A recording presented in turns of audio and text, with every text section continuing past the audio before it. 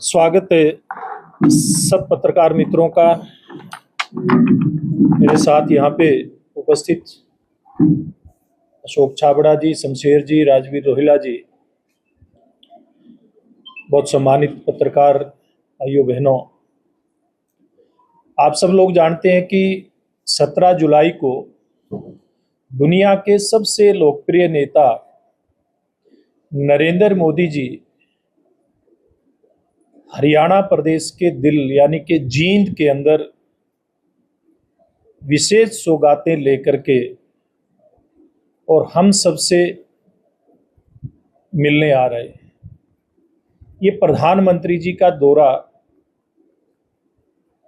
भारत का जो लक्ष्य भारत के 140 करोड़ नागरिकों ने तय किया है, वो भी देश के प्रधानमंत्री नरेंद्र मोदी जी के नेतृत्व में, कि आज़ादी के 100 साल पूरे होने पर भारत विकसित राष्ट्रों की श्रेणी में खड़ा हो, यानी कि 2047 में विकसित राष्ट्र का जो स्वप्न देश की 140 करोड़ जनता ने देखा है, उसको पूरा करने के लिए हरियाणा और जींद का योगदान किस प्रकार का हो, ये रैली उस भविष्य के रोड मैप को निर्धारित करने वाली सिद्ध होगी। प्रधानमंत्री जी का दौरा इसमें अहम अपना योगदान देने वाला है, क्योंकि जिस प्रकार से 17 जुलाई को प्रधानमंत्री जी जींद से सोनीपत के बीच में हाइड्रोजन से चलने वाली, यानी कि ना बिजली, ना डीजल, ना पेट्रोल, बल्कि एक नई वैकल्पिक व्यवस्था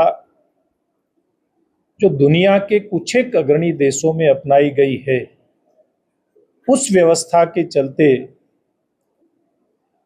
ये ट्रेन चलेगी। इसका सफल परीक्षण हो चुका है और 17 जुलाई को प्रधानमंत्री जी झंडी दिखा करके विधिवत रूप से इसके संचालन की शुरुआत करेंगे। तो ये ट्रेन भारत के ग्रीन ट्रांसपोर्ट जो टेक्नोलॉजी है, इसमें वैश्विक नेतृत्व दिलाने की ये एक अहम पहल उस दिन से होने वाली है। क्लीन मोबिलिटी का राष्ट्रीय मॉडल बनाने में और केंद्र और राज्य सरकार मिल करके जो कार्य करेंगी, उसकी एक अहम शुरुआत उस दिन से होने वाली है। जींद अब केवल कृषि या हरियाणा की एक परंपरागत पहचान नहीं रहेगा, बल्कि आधुनिक रेलवे तकनीक और नवाचार का नया केंद्र बनने की ओर अग्रसर होने वाला है। प्रधानमंत्री जी का यह दौरा अगले चरण के इंफ्रास्ट्रक्चर निवेश का स्पष्ट संकेत है, यानी कि अब जिस प्रकार से देश का आधारभूत ढांचा दुनिया के विकसित राष्ट्रों की तर्ज पर खड़ा हो रहा है, तो ये दौरा उस दिशा में एक अहम कदम साबित होने वाला है और अगले वर्षों में हजारों करोड़ रुपए का निवेश निश्चित रूप से इस दौरे के बाद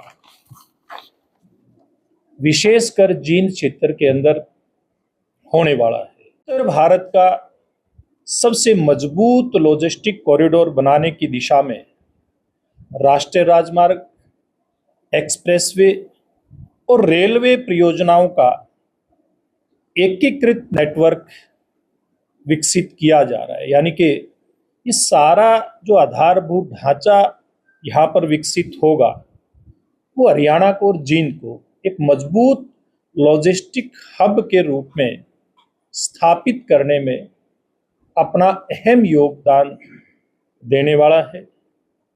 दिल्ली कटरा एक्सप्रेस हाईवे इसका हरियाणा का पार्ट हो, NH 352A, अंबाला काड़यम कॉरिडोर और अन्य सड़क परियोजनाएं हरियाणा की अर्थव्यवस्था को नई गति देंगी और उद्योगों की लागत को कम करने का काम करेंगी।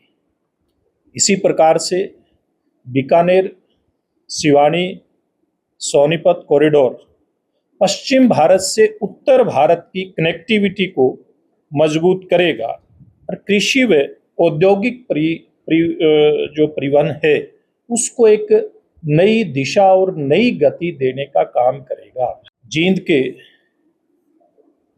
धन्ना भगत जी मेडिकल कॉलेज की बात करें या अन्य मेडिकल कॉलेज जो हरियाणा प्रदेश में स्थापित किए जा रहे हैं, वो स्वास्थ्य सुविधा ही नहीं बल्कि मेडिकल एजुकेशन, रोजगार और स्थानीय अर्थव्यवस्था को भी मजबूती प्रदान करेंगे।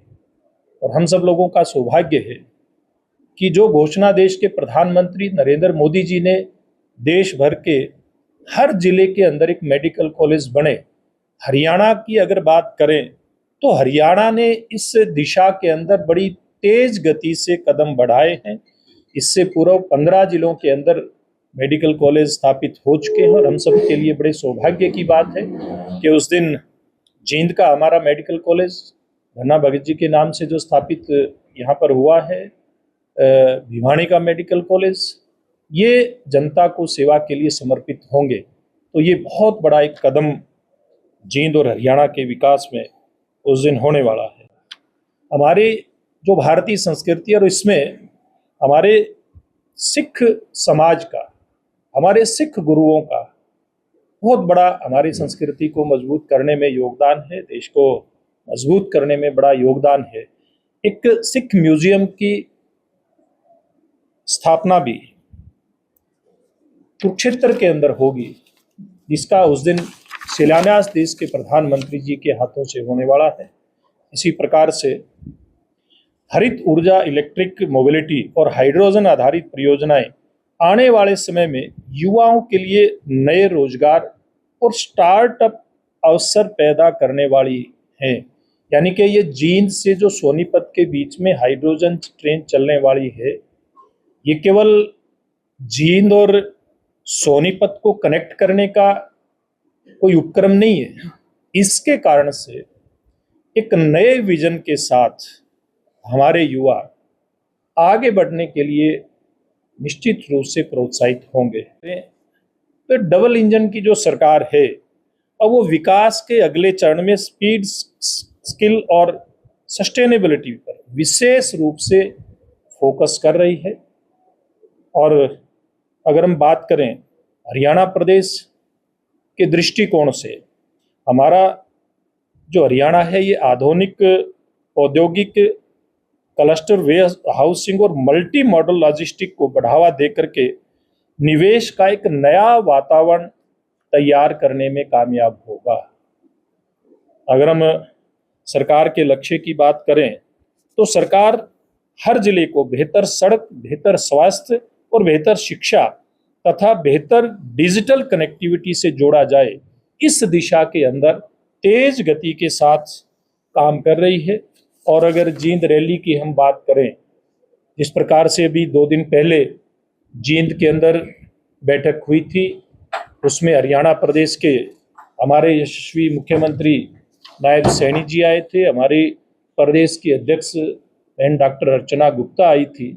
उस दिन एक ये तय हुआ था कि ये rally eco friendly rally Jind के अंदर होने जा रही है। यानी कि इसमें जो देश के प्रधानमंत्री जी का विजन है, उनका दृष्टिकोण है कि धीरे धीरे करके देश के नागरिक, देश के उद्योग और देश का ट्रांसपोर्ट सिस्टम, परिवहन व्यवस्था, परंपरागत जो ऊर्जा है उनको छोड़ करके, यानी कि डीजल, पेट्रोल, इन व्यवस्थाओं को छोड़ करके और वैकल्पिक व्यवस्थाएं जो हो सकती हैं, यानी कि हाइड्रोजन जैसी जो नई तकनीक है, उसके आधार पर आगे बढ़े। तो ये हमारी जींद की रैली है, इसमें एक अहम कदम ये साबित होने जा रही है। इसमें पार्टी ने योजना बनाई है कि जितने भी कार्यकर्ता, आम जन नेता इस रैली के अंदर आए वो इलेक्ट्रिक व्हीकल या सीएनजी के व्हीकल से ही आए, ताकि इस रैली के कारण से आम जन के अंदर जब ये इको फ्रेंडली रैली कामयाब होगी तो एक संदेश जाएगा कि क्यों ना आम जन भी ऊर्जा के इन वैकल्पिक स्रोतों के ऊपर निगाह रखे, इनको अपनाए और जो परंपरागत व्यवस्था है उससे हट करके हम नई व्यवस्था की तरफ जाएंगे तो निश्चित रूप से देश का बहुत बड़ा लाभ न केवल डीजल पेट्रोल के आयात पर जो सरकार के इन्वेस्टमेंट होती है, क्योंकि ज़्यादा आयात करना पड़ता है, उसके विकल्प के रूप में अगर नई व्यवस्था को अपनाते हैं तो निश्चित रूप से देश की न केवल आर्थिक रूप से बड़ी बचत इसके कारण से होगी, बल्कि पर्यावरण के संरक्षण के अंदर भी इसके चलते बड़ा योगदान हम लोग दे सकते हैं। कह सकता हूं कि रैली हर दृष्टिकोण से जींद और हरियाणा के लिए अहम साबित होने जा रही है और इस रैली के हम सब लोग साक्षी बनेंगे और इसके कारण से आम जन को भी और अन्य जो सामाजिक या राजनीतिक संगठन है उनको भी एक नई दिशा मिलेगी कि हम लोग भी समाज, देश, इनको आगे लेकर के जाने के लिए नए वैकल्पिक व्यवस्थाएं किस प्रकार की हो सकती हैं उनके ऊपर फोकस करें और ये पर्यावरण के संरक्षण के लिए अपना योगदान दें। ये प्रमुख रूप से मैं बात आपके सामने रखना चाहता था। आप इसमें अगर कहीं कोई सवाल करना चाहते हैं देखिए, रोजगार तो यहाँ मुश्किल से 15 लोगों को। बिल्कुल ठीक बात है आपकी। अब इतना बड़ा आधारभूत ढांचा आप देख रहे हैं इन 12 सालों के अंदर हमारे क्षेत्र के अंदर विकसित हुआ है। चाहे पंजाब से जो हाईवे आता है, 4 लेन आता है, इसकी योजनाएं बनती थी और बन करके कागजों तक सीमित रह जाती थी। इसको धरातल पर उतारने का काम हमारी सरकार में जब मनोहर लाल जी मुख्यमंत्री से उस समय हुआ। फिर जो दक्षिण हरियाणा को चंडीगढ़ से हाईवे जोड़ता है 152D, उसका निर्माण हमारी सरकार के दौर में हुआ और दिल्ली कटरा जो पंजाब के बॉर्डर तक बनकर के तैयार हो गया है, जिसको समर्पित भी करेंगे देश के प्रधानमंत्री उस दिन हरियाणा की जनता को, देश की जनता को। इसका निर्माण भी बहुत तेज गति के साथ हरियाणा के हिस्से के अंदर हुआ है और जींद के अंदर हाइड्रोजन प्लांट लगा है। यानी कि जो नवाचार है निश्चित रूप से इस क्षेत्र के अंदर पूंजी निवेश को आकर्षित करेगा और जब किसी क्षेत्र के अंदर पूंजी निवेश होता है, वो भी जींद जैसे क्षेत्र के अंदर, आप और हम सब गवाह हैं इस बात के। जींद को हरियाणा का दिल कहा जाता है, हरियाणा का केंद्र कहा जाता है। अन्य राजनीतिक दलों ने जींद की धरती का इस्तेमाल केवल और केवल अपने राजनीतिक एजेंडे को पूरा करने के लिए किया है, लेकिन भारतीय जनता पार्टी और हमारी सरकार ने नरेंद्र मोदी जी के नेतृत्व में कैसे वास्तव में आधारभूत ढांचा खड़ा करके क्षेत्र में पूंजी निवेश को बढ़ावा दिया जा सकता है और उसके कारण से जींद के क्षेत्र में युवाओं को नए रोजगार के अवसर उपलब्ध करवाए जा सकते हैं, इसके रास्ते खोलने का काम किया है। निश्चित रूप से आप भी देखते होंगे, मैं भी देखता हूं कि हमारी सरकार ने जो नवाचार किया है इसके कारण से जींद क्षेत्र के, जींद जिले के और आसपास के रहने वाले युवाओं के चेहरे पे एक नई चमक देखी जा सकती है, जो ये साबित करती है कि हमारा यहाँ का नौजवान कुछ नया करने के लिए सरकार की इस पहल के कारण से उत्साहित है। देखिए, निश्चित रूप से आएगी, निश्चित रूप से आएगी। आपने देखा है कि इन सालों के अंदर हिसार हमसे ज्यादा दूर नहीं है। हिसार कितनी तरक्की कर गया, गुरुग्राम ज्यादा दूर नहीं है, गुरुग्राम कितनी तरक्की कर गया, सोनीपत हमारे से ज्यादा दूर नहीं है, सोनीपत कितनी तरक्की कर गया। निश्चित रूप से जब कनेक्टिविटी होती है, और अब तो आपने देखा कि यहाँ से राजस्थान का बीकानेर जो दूर दराज का क्षेत्र है उससे भी कनेक्टिविटी के रास्ते खुलने वाले हैं। क्योंकि बीकानेर से सिवानी और सिवानी से सोनीपत को कनेक्ट करने के लिए एक नई कनेक्टिविटी हमारे यहाँ से होकर के गुजरेगी, तो इनका निश्चित रूप से लाभ मिलने वाला है। जी, आपने जींद और हरियाणा के विकास की बात करी, मेडिकल कॉलेज का भी जिक्र जी, हैदरपुर गांव ने 24 एकड़ जमीन सरकार को दी थी, आप प्रदेश अध्यक्ष थे उसमें जी, और मरोला खट्टर जी। 10 सालों से हैदरपुर गांव को पानी की निकासी का समाधान नहीं मिल पाया, ना ही मेडिकल कॉलेज शुरू हो पाया, ना समाधान मिल पाया। तो मेडिकल कॉलेज को समर्पित करने के लिए तो अभी प्रधानमंत्री जी आ ही रहे हैं ना। इतनी देखिए, अभी अभी देखिए, अब वो एक अलग बात है कि थोड़ा सा काम उसका, लेकिन इतना बड़ा इंफ्रास्ट्रक्चर यहाँ जो बनकर के तैयार हुआ है, ये जनता के लिए ही है। और इसमें हबतपुर की जनता का, मैं हबतपुर के सभी नागरिकों का मैं बहुत आभार प्रकट करता हूँ कि उन्होंने अपने गांव की बहुमूल्य जमीन सरकार को देने का काम किया है। और इसके कारण से आज आप देखिए कि हबतपुर गांव में, हाँ, ये समस्या जो आपने कही है पानी की निकासी, इसका प्रबंध कराएंगे। अभी इस आपकी प्रेस से उठते ही उसकी व्यवस्था पर बात करेंगे, संबंधित अधिकारियों से बात करेंगे। हमारे यहाँ के जनप्रतिनिधि हैं डॉक्टर किशन मिड्डा जी, उनसे भी बात करेंगे। समस्या का 100% समाधान होगा। लेकिन इस मेडिकल कॉलेज के कारण से ही जींद में, हबतपुर में और आसपास में कितने ही रोजगार के अवसर पैदा होंगे, ये हम सब लोगों के सामने है। प्रत्यक्ष और अप्रत्यक्ष रूप से बहुत ज्यादा हमारा क्षेत्र आगे बढ़ने वाला है। तो ये जो रैली होने जा रही है प्रधानमंत्री की, इसके रिगार्डिंग क्या कोई ऐसी योजना बनी है कि जींद या हरियाणा के लिए और कोई जो योजनाएं पहले से तय है, उनके अलावा कोई घोषणा? देखिए, अभी जो है वो 2 दिन पहले भी आप सब लोगों के सामने हमने बताया है, और अभी मैंने भी जिन जिन योजनाओं के शिलान्यास या उद्घाटन होने हैं वो आपको मैंने बताया है। अगर नई कोई इसमें कोई घोषणा होगी तो उस दिन 17 जुलाई को ही आपके सामने वो आएगी। धर्मवीर जी जैसे जींद में जो कार्यक्रम रखा गया है वो एक नोबल स्टेडियम रखा गया है जी, और जो सफेद रोड है ना वो कुछ रोड हो गया है, बिल्कुल पूरी तरह से टूटा पड़ा है। कोई भी रैली स्थल का होगा ना तो वो जैसे मोदी जी की रैली है, कार्यक्रम है, इतने बड़े दिग्गज नेताओं के ऐसा हालात है। केवल उस रोड की बात नहीं है, पूरे जींद की अगर मैं बात करूँ तो आज भी कोई बात आओ तो ऐसा लगे जैसे बड़ा काम है जींद। वैसे तो आपने चलो हो गया। देखिए, आप ठीक कह रहे हैं, मैं आपकी बात को नकार नहीं रहा हूँ। अब जहाँ अच्छा हुआ है वहाँ कुछ कमियां भी रह जाती हैं, लेकिन निश्चित रूप से ये हमारे सरकार का, प्रशासन का एक प्रयास है कि इन सारी अव्यवस्थाओं को बहुत अच्छी व्यवस्थाओं में तब्दील किया जाए। हमने ये भी देखा है, हम वही नागरिक हैं, चाहे जींद के हैं चाहे मैं हूँ। हमारा जब दिल्ली या इधर रोहतक जाना होता था तो बीच से निकल करके जाते थे, ना केवल ट्रैफिक जाम होता था बल्कि जींद के नागरिकों का जीना दूभर होता था। आज उस सारी अव्यवस्था से बाहर निकालने का अगर काम किया है जींद के नागरिकों को, यहाँ के आमजन को, तो हमारी सरकार ने किया है। ये छोटी कमियां भी दूर करेंगे।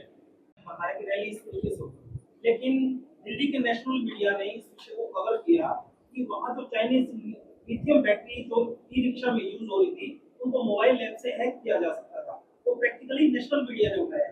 क्या इस विषय के बारे में भी केंद्र सरकार या देखिए, निश्चित रूप से ये मीडिया में आई है और केंद्र सरकार का इसके ऊपर पूरा फोकस है।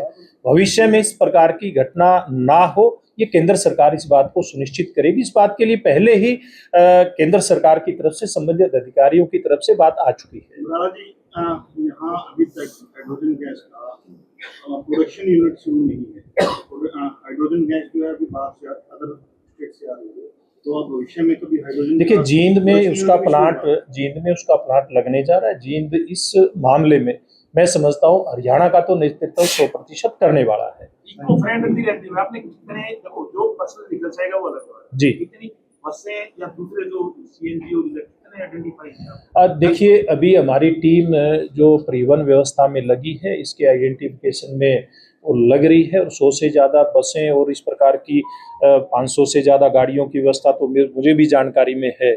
और हमने भी जैसे टोहाना से, फतेहाबाद से जो लोग उधर से आ रहे हैं उनके लिए हमने इलेक्ट्रिक व्हीकल हमारे पास अभी कम है और सीएनजी की गाड़ियां काफ़ी हैं, वो आ रही हैं। और बहुत सारे स्थानों से, जैसे हमारे जाखल टोहाना और नरवाना से भी मुझे जानकारी मिली है, उचाना से भी जानकारी मिली है। इस दिशा से ट्रेन के माध्यम से भी बड़े संख्या में उस दिन कार्यकर्ता आम नागरिक आएंगे, क्योंकि जो उधर से ट्रेन आती है पंजाब से होकर के जो दिल्ली जाती है वाया जींद, वो 9 बजे के आसपास 8:47 पे या 57 पे यहाँ पर पहुंचने 8:57 पे यहाँ पे पहुंचने का उसका समय है। तो ट्रेन से भी बड़ी संख्या में लोग आएंगे, साइकिल से भी आएंगे, पैदल भी आएंगे। ट्रैक्टर ट्रॉली तो कितने लोग इस्तेमाल करेंगे, बारिश का समय देखने की बात है, और हमारे इको फ्रेंडली सिस्टम में कहीं बाधा ना बन जाए, इसलिए हम इस प्रकार के साधनों का उपयोग कम करेंगे। मैं भी इलेक्ट्रिक गाड़ी के अंदर ही आऊंगा।